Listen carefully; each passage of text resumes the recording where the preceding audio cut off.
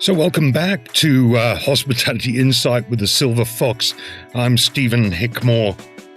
Well, this is episode number 16, so if you haven't listened to any of the previous episodes, then please go back. There's some pretty interesting stuff in there, and I've got better since I started, and hopefully you'll find this episode as compelling as many of the others. Have you ever noticed what image immediately comes to mind when someone says the word salesperson? For many of us, it's the stereotype we've seen in films and television for years. The shiny suit, the oversized personality, the fast talker who never takes no for an answer. The person who's always closing, always persuading, always overcoming objections. Thankfully, that stereotype is rapidly disappearing. Today's great salesperson isn't judged by how many deals they can force across the line. They're judged by something far more valuable: the quality of the relationships they build, the trust that they earn, and their ability to truly understand another person's needs. For sure, they have financial targets, and achieving those is vital for both the salesperson in commissions and the company with revenue. But the method to achieve these goals have changed. In hospitality especially, selling isn't about convincing somebody to buy something they don't want or don't need. It's about helping people make the right decision, creating confidence, solving problems, and often becoming the trusted face of an entire organization. The psychology of selling has changed. It's no longer about talking the loudest. It's about listening the hardest. It's about curiosity rather than pressure, empathy rather than ego, and creating value long before discussing the price. Perhaps it's time we stop thinking of a salesperson as a deal maker and start recognizing them for what they really are: the ambassadors of trust and the voice of the customer. So today's episode is one that's been brewing in my mind for quite some time. It's inspired by a book many of you may have read, and I read many years ago. It's called The Greatest Salesman in the World by Og Mandino. Now, it's an old book. It was written many years ago, but still really relevant today. But now, before you think this is going to be an episode about sales techniques, closing deals, or becoming rich, let me stop you there, because it isn't. Og Mandino's book is really about character. It's about discipline, persistence, serving others, and becoming worthy of success. Yes, it's got spiritual undertones, but that's not what stayed with me over the years. What stayed with me was something much simpler: the dignity of the salesperson. It made me ask a question that has followed me throughout my career in hospitality. Why are the very people who bring business into an organization so rarely invited to shape the future? Think about that for a moment. In most organizations, when strategic decisions are made around the boardroom table, finance is there. Finance is always there. Operations is there. Human resources is at the table. Business analysts are there. Sometimes, and only sometimes, marketing's there. But where's sales? And if sales is represented, is that person generally being listened to? Or simply being informed about decisions that have already been made? So I've said this before, but I've spent over 4 decades in hospitality. I mean, wow. And one lesson has become abundantly clear to me. Salespeople don't just generate revenue. They gather intelligence. They hear things no report can ever tell you. They hear why a client chose you and why they nearly didn't. They can tell you what your competitors are offering, what your guests actually value. I still remember when I first started in sales. As a trainee hotel manager, I had that moment that I needed to answer phones in the banking coordinator's office. And I was trying to sell a function over the telephone. To be honest, I sounded really flat. And the general manager overheard me. Fortunately for me, he came from a sales background, so he didn't criticize me, he coached me. He taught me that enthusiasm was contagious. So people don't simply buy a venue, they buy confidence, they buy excitement, they buy certainty. And that lesson stayed with me because I realized I wasn't selling a hotel. In the first contact, I was starting to create an experience before the guest had even walked through the front door. And that's something a spreadsheet can never measure. And we all know is that general management want a spreadsheet to try and define the success of a salesperson. Those figures will only tell you a very small part of the story. One of the frustrations I've seen throughout my career is that salespeople are often managed by people who have never actually sold. So don't misunderstand me, analytics matter. Finance matters, operations matter. Without them, businesses fail, but they are only part of the picture. The problem comes when numbers become more important than relationships.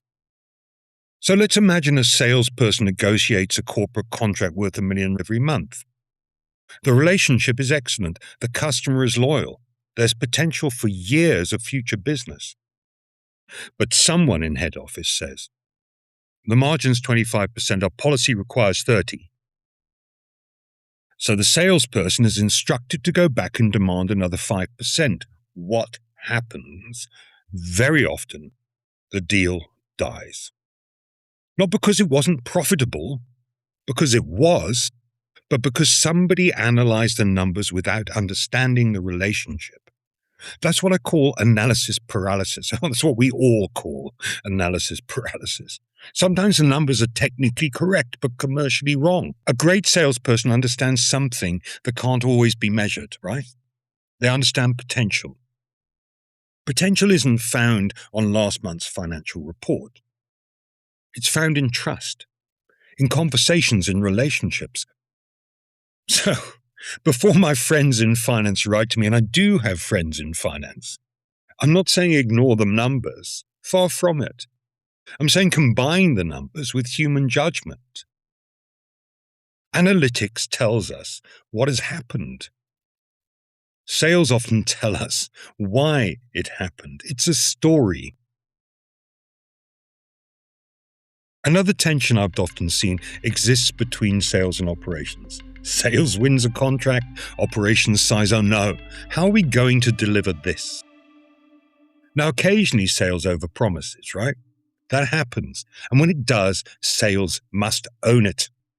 A salesperson should never disappear once the contract is signed. Job isn't done. So one of my pet dislikes has always been watching a salesperson win the business, hand over the file, and disappear. No, the relationship belongs to sales until it has been properly transferred. A thorough handover, a shared understanding, mutually accountable. Now that's professionalism. But operations also has a responsibility. Sometimes we become so comfortable saying, we've never done that before. Operations saying, we've never done that before, instead of asking, how could we make this happen? I remember thinking many times, if the customer wants something slightly different, why don't we simply learn how to do it? Train people, stretch ourselves, grow. Hospitality has never been built by people who stayed inside their comfort zones. It's been built by people prepared to delight guests. And that takes collaboration. It can't always be measured on a spreadsheet or a forecast. One of the things that I find difficult to understand is that general management will be wanting a weekly forecast from salespeople in what they're doing the next week. Honestly, that's like asking if you've got a crystal ball to be able to predict the future. Sometimes trust is the only thing you've got. One idea that's fascinated me comes from Rory Sutherland. A bit of a fan of Rory Sutherland, and I don't know whether you know him, but he's certainly worth Googling and is quite a raconteur. He speaks about what economists often fail to measure. Let me give you an example. Imagine you're analyzing a luxury hotel. You look at the doorman. On paper, what does a doorman do? He opens the door. Well, if that's all he does, then surely an automatic door would be cheaper. Problem solved. Except it isn't. Because the doorman smiles. The doorman remembers names, greets returning guests, calls taxis, finds theatre tickets, makes visitors feel safe, makes them feel recognized, makes them feel important.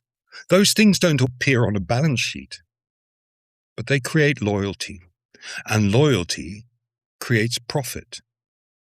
And the same applies to great salespeople. They're often doing far more than selling. They're building confidence, reducing uncertainty, creating relationships, opening doors that others don't even know exist. Perhaps that's why Ogmandino's title has always appealed to me, not because the salesperson is somehow more important than everyone else, but because selling, when done properly, is an honorable profession. It requires courage, persistence, empathy, optimism, and resilience. Resilience. You've got to get used to being rejected quite often, and you've got to persist. So I'd like to finish today's episode with one question. It's aimed at every CEO, every managing director, every general manager, and every business owner. When was the last time you sat down with your sales team, not to ask for their forecast, but simply to listen, to ask them, what are the customers telling us? What are you hearing? What opportunities are we missing? Because if all we're listening to are dashboards, we may be missing the very conversations that shape the future of our business. The greatest salesperson in the world isn't the person who closes the biggest deal. It's the person that builds the strongest and longest relationships. The person that creates the greatest trust and helps the entire organization understand its customers just a little bit better. So until next time, keep listening, interact with my podcast, give me suggestions of what further subjects you'd like to hear, and follow me on hospitality.co.za. Until next time, my name is Stephen Hickmore, the Silver Fox. Thank you for listening.